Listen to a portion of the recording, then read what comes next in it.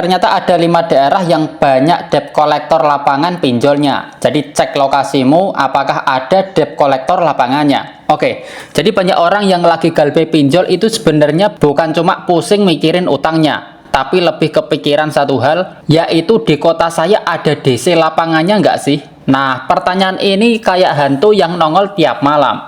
Tiap buka HP, yang kebayang itu bukan notifikasi kerjaan, tapi bayangan debt collector yang berdiri di depan pagar. Wajar banget kalau rasa takut dan gelisah itu jadi muncul, apalagi kalau dengar cerita dari sana-sini yang kadang dilebih-lebihkan. Tapi gini, kalau dibikin lebih realistis, urusan debt collector lapangan itu memang sesuatu yang di luar kendali kita. Mau mereka datang atau enggak, yaitu sepenuhnya keputusan pihak pinjol. Kita nggak bisa ngatur, kita nggak bisa melarang, dan nggak bisa nebak dengan pasti.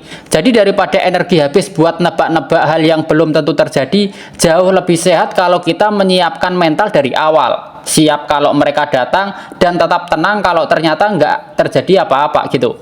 Nah, soal wilayah memang ada daerah-daerah yang dari dulu dikenal sebagai markas DC lapangan. Yang paling sering disebut tentu saja kawasan Jabodetabek, Jakarta, Bogor, Depok, Tangerang, dan juga Bekasi, dan sekitarnya itu bisa dibilang zona yang paling ramai aktivitas penagihan lapangan.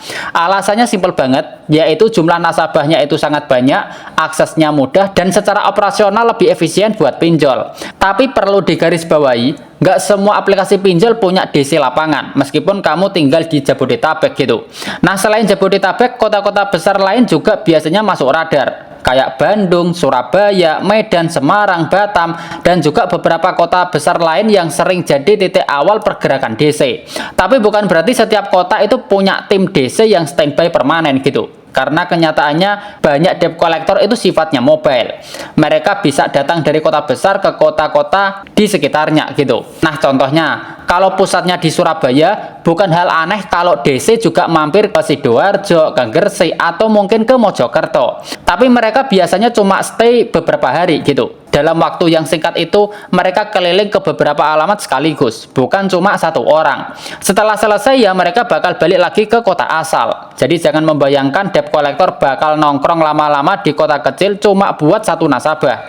Nah, yang juga penting dipahami adalah nggak semua orang otomatis jadi prioritas. Ada sistem dan penilaian tertentu. Nominal utang, lama tunggakan, dan juga jumlah nasabah galbe di satu wilayah bisa mempengaruhi apakah seseorang masuk daftar kunjungan atau tidak. Jadi walaupun kamu tinggal di kota yang katanya rawan debt collector, belum tentu juga kamu langsung didatangi gitu. Jadi kesimpulannya, daripada sibuk takut dan berandai-andai, lebih baik fokus mempersiapkan diri. Pahami hak dan kewajiban kamu sebagai nasabah, baca aturan mainnya, dan tahu batasan DC itu sampai mana. Dengan begitu, apapun yang terjadi, mental kamu itu sudah lebih siap. Insya Allah kalau kita menghadapi dengan kepala dingin dan pengetahuan yang cukup, semuanya masih bisa dilewati dengan aman.